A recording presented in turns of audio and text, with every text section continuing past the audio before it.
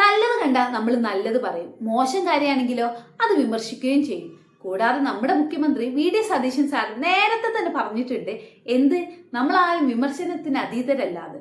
അപ്പേ ഞാൻ ഈ ഒരു ഗവൺമെന്റ് കയറിയതിന് ശേഷം കേട്ടതിൽ വെച്ച് ഏറ്റവും കോമഡി ആയിട്ട്, അല്ലെങ്കിൽ ഇതെങ്ങനെ പോസിബിൾ ആവും എന്ന് ഞാൻ ചിന്തിച്ച, എൻ്റെ ലോജിക്കലി ചിന്തിച്ചിട്ട് പോസിബിൾ ആക്കി എടുക്കാൻ പറ്റാത്ത ഒരു നിയമമാണ് ഈ ആർത്തവ അവധി. ഇതിനെ അവരെങ്ങനെയാണ് പ്രാക്ടിക്കലാക്കി കൊണ്ടുവരാൻ പോകുന്നത് എന്നൊന്നും എനിക്കറിയില്ല കേട്ടോ. പക്ഷേ എനിക്ക് ചോദിക്കാനുള്ള എൻ്റെ മനസ്സിലൂടെ പോയ ചില ചിന്തകളാണ് ഞാൻ ഇവിടെ ഈ ഒരു വീഡിയോ ആക്കിയിട്ട് അവതരിപ്പിക്കാൻ ഉദ്ദേശിക്കുന്നത് കേട്ടോ.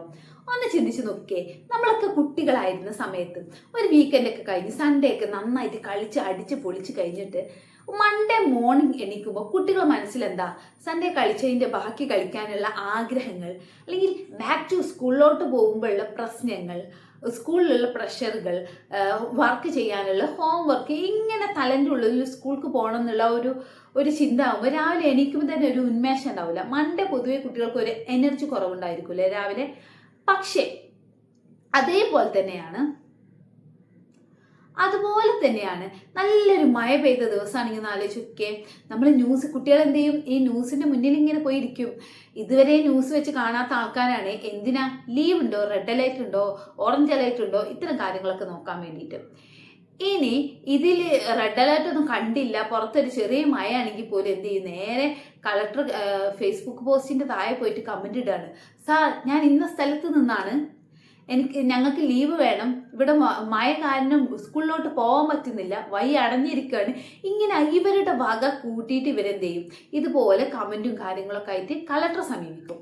എന്നാൽ കളക്ടറിന്റെ സൈഡിൽ നിന്ന് മറുപടി ഇല്ലെങ്കിൽ കഴിഞ്ഞ വർഷത്തൊക്കെ പോലെ ഡയറക്റ്റ് മന്ത്രി അപ്പൂപ്പൻ ഇട്ട പോലെ നേരെ വിദ്യാഭ്യാസ മന്ത്രിയുടെ അടുത്തേക്ക് ഇങ്ങനെ ലീവ് കിട്ടാൻ വേണ്ടിയിട്ട് ഏതൊരു സാഹചര്യത്തിലും ലീവ് കിട്ടാൻ ഒരു അവസരം തക്കം പാത്ത് നിൽക്കുന്ന മക്കളെ ഇടയ്ക്കാണ് നമ്മൾ ഈ പറഞ്ഞിട്ടുള്ള ആർത്തവ അവധി വരുന്നത്. എങ്ങനെ ഉണ്ടാവും? എന്തായാലും മിസ്യൂസ് ചെയ്യൂലേ. ഓരോ പെൺകുട്ടിയുടെയും ആർത്തവ ദിവസം വ്യത്യസ്തമായിരിക്കും അല്ലേ. ഒരേ ഡേറ്റ് വരുന്നവരൊക്കെ ഉണ്ടായിരിക്കും. ഇനിയിപ്പോൾ ഒരു ക്ലാസ്സിൽ ഒരു 19 കുട്ടികൾ, അതിലൊരു 25 കുട്ടികൾ ഗേൾസ് ആണെന്ന് വിചാരിക്കാം, 20 അതിൽ 30 കുട്ടികൾക്കും അല്ലെങ്കിൽ 25 കുട്ടികൾക്കും വ്യത്യസ്തമായ ദിവസങ്ങളിലായിരിക്കും. 1-2 കുട്ടികൾക്ക് സാമ്യമൊക്കെ ഉണ്ടാവും. എങ്കിലും ഒരു മാസത്തിലെ ഒട്ടുമിക്ക ദിവസങ്ങളിലും 1-2-3 കുട്ടികൾക്ക് പീരിയഡ്സ് ഉണ്ടായിരിക്കും. ഇതിനു വേണ്ടി ഇവർക്ക് ലീവ് അനുവദിക്കും.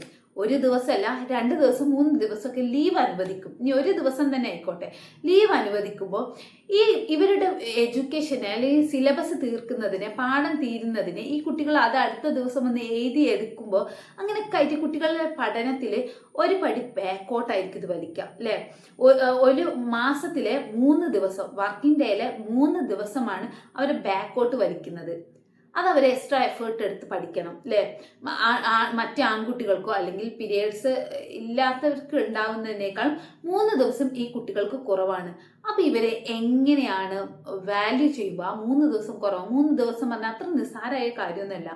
ഓരോ സൂക്ഷ്മമായ പോയിന്റുകൾ നോക്കിയാൽ 3 ദിവസം ആ കുട്ടി ബാക്കിലാണ്, 3 ദിവസം ആ കുട്ടിക്ക് വളർച്ച കുറവാണ് എന്ന് പറഞ്ഞ മതി, 3 ദിവസം ആ കുട്ടി പിന്നിലായി പോകും. അപ്പം അതിങ്ങനെ മാസം വരും. ഒരു മാസത്തോടു കൂടി കഴിയുന്നില്ല, അടുത്ത മാസം ഈ 3 ദിവസം കുറവ് ഇങ്ങനെ വരും. അങ്ങനെ എല്ലാ മാസവും ഈ കുട്ടീൻ്റെയൊക്കെ 3 ദിവസം ഇങ്ങനെ കുറവ് ഇങ്ങനെ വന്നുകൊണ്ടിരിക്കുകയാണ്. ഇത് ആ കുട്ടിയെ പഠനത്തിൽ പിന്നോട്ടാണ് വലിക്കുക, മുന്നോട്ടാണ് വലിക്കുക. ഇനി വേറൊരു കാര്യം പറയാം. ഈ പീരിയഡ്സ്, ആർത്തവം എന്നൊക്കെ പറയുന്ന സംഭവം എല്ലാ കുട്ടികൾക്കും നല്ല പെയിൻഫുള്ളോ അല്ലെങ്കിൽ ഹെവി ബ്ലീഡിങ്, തലചുറ്റൽ, ക്ഷീണം, ബാക്ക് പെയിൻ, കാലും കൈയൊക്കെ വേദന, ഇങ്ങനത്തെ എല്ലാ കുട്ടികൾക്കും ഉണ്ടാവില്ല. ലേഡീസിന് റിലേറ്റ് ചെയ്യാൻ പറ്റും. ഒട്ടുമിക്ക ആളുകൾക്കും, ഒരു പകുതിയോളം ആളുകൾക്ക് ഈ പറഞ്ഞ പ്രശ്നങ്ങളും കാര്യങ്ങളും ഒക്കെ ഉണ്ടാവും. എങ്കിലും ഇല്ലാത്തവരും പകുതി ആളുകളും ഇല്ലാത്തവരായിരിക്കും. അവർക്ക് എന്തിനാണ് ഈ ലീവ്? അവരെന്തായാലും ഇത് മിസ്യൂസ് ചെയ്യില്ലേ? ഇനി ഇവര് മിസ്യൂസ് ഒന്നും ചെയ്യുന്നില്ല, ആ ഒരു ഭാഗം ഇങ്ങോട്ട് മാറ്റിവെക്കാം അല്ലേ. അപ്പൊ ഈ മാസത്തിലെ ഈ കുട്ടികൾ 3 ദിവസം ബാക്കോട്ട് ഈ ഒരു പെൺകുട്ടികൾ പോകുന്നതൊക്കെ അതൊക്കെ നിൽക്കട്ടെ. ഇനി എക്സാം ഒന്ന് നോക്കാം. എക്സാം വരുമ്പോൾ ഒരു കുട്ടിക്ക് പീരിയഡ്സ് ആയി, എക്സാം മാറ്റി വെക്കുമോ അതോ ആ കുട്ടിക്ക് മാത്രം സെപ്പറേറ്റ് എക്സാം നടത്തുമോ? ഇങ്ങനെ ഇവരെ എത്ര എക്സാം നടത്തും?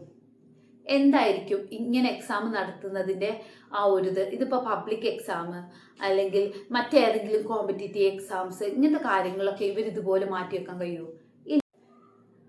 അപ്പോൾ ഈ പറഞ്ഞ പീരിയഡ്സ് ആയിക്കോട്ടെ, ഡെലിവറി ആയിക്കോട്ടെ, ഇതൊക്കെ നോർമൽ ആണെന്ന് വെച്ചാൽ അതെ, ലേഡീസിന്റെ ജീവിതവുമായി ബന്ധപ്പെട്ട ഇത് നോർമൽ ആയിട്ടുള്ള ഒരു കാര്യം തന്നെയാണ്.